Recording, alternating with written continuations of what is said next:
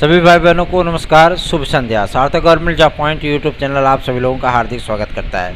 कई सारे महत्वपूर्ण अपडेट्स हैं, आप सभी लोग वीडियो में एंड तक जरूर बने रहें और चैनल को सब्सक्राइब ना किया हो तो सब्सक्राइब करके वीडियो को लाइक कर दें। चलिए खबरों की शुरुआत कर लेते हैं। पहली अपडेट है आपके सीट वृद्धि को लेकर के टीजीटी पीजीटी 2022 के विज्ञापन के संबंध में मैं आप सभी लोगों को बताना चाहता हूँ कि शिक्षा निदेशालय से आज ये सूचना प्राप्त हुई है कि इसमें 100% पद बढ़ाए जाएंगे। मतलब पदों की संख्या लगभग 9,500 तक पहुंच सकती है, ठीक है ना।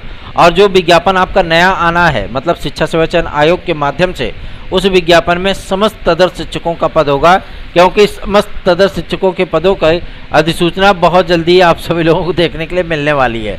मतलब एक बड़ा विज्ञापन टीजीटी पीजीटी का आप सभी लोगों को देखने के लिए मिलेगा। दूसरा अहम मुद्दा था आपके सब्जेक्ट कम्बिनेशन को लेकर के।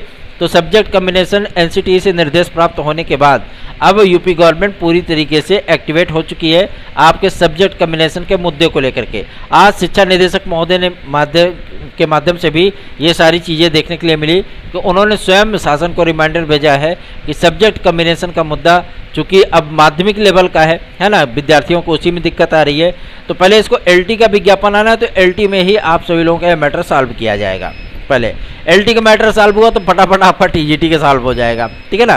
तो मतलब सब्जेक्ट कम्बिनेशन के पीछे आप पड़ गए हैं तो उसमें कुछ ना कुछ बेहतरीन सा करके ही आएंगे और आप सभी लोगों को मौका मिलेगा, निश्चिंत रहें इसके लिए, ठीक है ना। अगला जो मुद्दा है यूपी का है। यूपी में आपके वीडियो और एग्ज़ाम का रिजल्ट कब तक आ रहा है, तो ये 24 अक्टूबर के पहले आ जाएगा।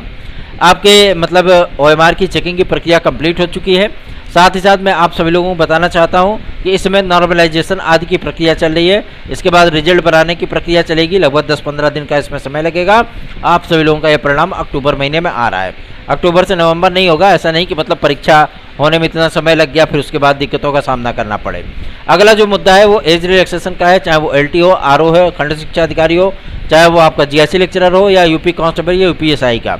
एज रिलैक्सेशन का मुद्दा अब पूरी तरीके से कार्मिक मंत्रालय और जितने भी हमारे गणमान्य जनप्रतिनिधिगण हैं उन सभी लोगों से भी रिक्वेस्ट किया जा रहा है। और साथ ही साथ हम लोगों को विपक्षी नेताओं का सहयोग भी मिल रहा है एज रिलैक्सेशन के मुद्दे पर, ठीक है ना। तो उम्मीद की जा रही है कि इन तमाम मुद्दों पर, चूंकि आज एक मीटिंग होने वाली थी और इस मीटिंग का आयोजन कतिपय कारणों से क्या, आदरणीय माध्यमिक शिक्षा मंत्री महोदया वो अस्वस्थ हैं, इसकी वजह से वो मीटिंग में नहीं आ सकी, जिसकी वजह से इस मीटिंग को एक्सटेंड करके 28 तारीख को कर दिया गया है, ठीक है ना। अब शिक्षा सेवा चयन आयोग की जो सूचना प्राप्त हो रही है कि 5 अक्टूबर के पहले, क्योंकि सदस्यों के चयन की प्रक्रिया कंप्लीट हो चुकी है, अध्यक्ष कौन बनेगा इस पर भी सहमति बन चुकी है। साथ ही साथ इसकी अधिसूचना आप सभी लोगों को बहुत जल्दी देखने के लिए मिलेगी। अगर धारा 18 और 21 को लेकर के विवादों की स्थितियां नहीं उत्पन्न हुई होती तो अभी तक इसकी अधिसूचना जारी भी हो गई होती। जाहिर सी बात है, देर आए लेकिन दुरुस्त है, क्योंकि धारा 18 और 21 का जोड़ना उन विद्यार्थियों के लिए लाभप्रद होगा जो विद्यार्थी अभी नए बेचारे तैयारी करके मास्टर बनने जा रहे हैं, ठीक है ना।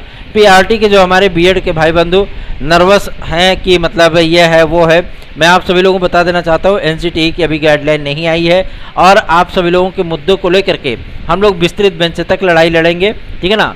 और पूरा प्रयास करेंगे कि आप लोगों को, क्योंकि अब ना हमको शासन से कोई मतलब है ना हमें किसी से सहयोग की आवश्यकता है। आप सभी लोगों के हितों के लिए जाहिर सी बात है कि सर्वोच्च न्यायालय में 2-4 रुपया में केस नहीं लड़ा जाता है, लाखों लाख खर्चे होते हैं वहाँ पे, ठीक है ना। तो हम सभी लोग सहयोग कर रहे हैं, आप सभी लोग भी अगर सहयोग करेंगे तो ठीक है, नहीं करेंगे तो कोई बात नहीं है। चलिए आगे बढ़ते हैं। अब बात करते हैं आपके सबसे महत्वपूर्ण मुद्दे को लेकर के, जो कि संबंधित है आपके एलटी ग्रेड और जीआईसी प्रवक्ता को लेकर के। एलटी ग्रेड जीआईसी प्रवक्ता में नॉन बीएड का मुद्दा इसमें सबसे ज़्यादा हावी हो गया है। नॉन बीएड और 50% जो एलटी ग्रेड में लागू होना है, ठीक है ना। इन तमाम मुद्दों को लेकर के जब आज निदेशक महोदय से पूछा गया तो उन्होंने कहा ये एनसीटीई का रूल है कि 50% प्लस बीएड ये होना चाहिए। लेकिन फिलहाल इन तमाम मुद्दों को लेकर के अधिकारियों से वार्ता चल रही है, शासन से वार्ता चल रही है, जो कुछ भी शासन कहेगा उन सारी चीज़ों को लागू किया जाएगा। तो आप सभी लोगों को मैं बता दूं, अब कम्प्लीटली आप सभी लोगों को पूरी अपडेट मिला करेगी, क्योंकि पीआरटी में ज़्यादा व्यस्त होने के कारण मैं आप सभी लोगों को अपडेट नहीं दे पाया और इस सेक्टर से थोड़ा सा मैं डीएक्टिवेट हो गया था, ठीक है ना। तो आप सभी लोगों का सहयोग और आशीर्वाद इस चैनल पर बना रहे, क्योंकि अब पॉजिटिव चीज़ें आप सभी लोगों को बहुत जल्दी देखने के मिलेंगी। पूरी ताकत लगा करके आप लोगों का एलटी ग्रेड और जीआईसी प्रवक्ता का विज्ञापन लाएंगे, साथ ही साथ खंड शिक्षा अधिकारी का भी विज्ञापन लाएंगे, क्योंकि उसी विज्ञापन का मुझे भी इंतजार है। ठीक है ना। KVS PRT के लिए जो विद्यार्थी परेशान है, मैं आप सभी लोगों को बता दूं, हमारा डिक्लेरेशन याचिका है हम लोगों की, साथ ही साथ KVS की याचिका है। वो सारी चीज़ें फाइनल होने के बाद ही आप लोगों का परिणाम जारी होगा। अब BPSC को लेकर के जो विद्यार्थी ये सोच रहे हैं कि सर्वोच्च न्यायालय के आदेश के अनुपालन में इन विद्यार्थियों को बाहर कर दिया जाएगा, मैं आप सभी लोगों को आज फिर से बता देना चाहता हूँ, बिहार गवर्नमेंट और आपके मध्य प्रदेश, साथ ही साथ उत्तर प्रदेश, ठीक है ना, इन 3-4 राज्यों को स्पेशल अनुमति अर्थात 5 वर्ष की शिथिलता प्राप्त हो चुकी है। देख लीजिएगा आगामी समय में नवंबर लास्ट तक या दिसंबर के द्वितीय सप्ताह में आप लोगों को UPTT 2023 का विज्ञापन भी देखने के लिए मिलेगा। तो निश्चिंत और बेफिक्र होकर के आप सभी लोग इस चैनल को सहयोग करें और इस चैनल को लाइक करें, सब्सक्राइब करें, शेयर करें। धन्यवाद। शुभ रात्रि।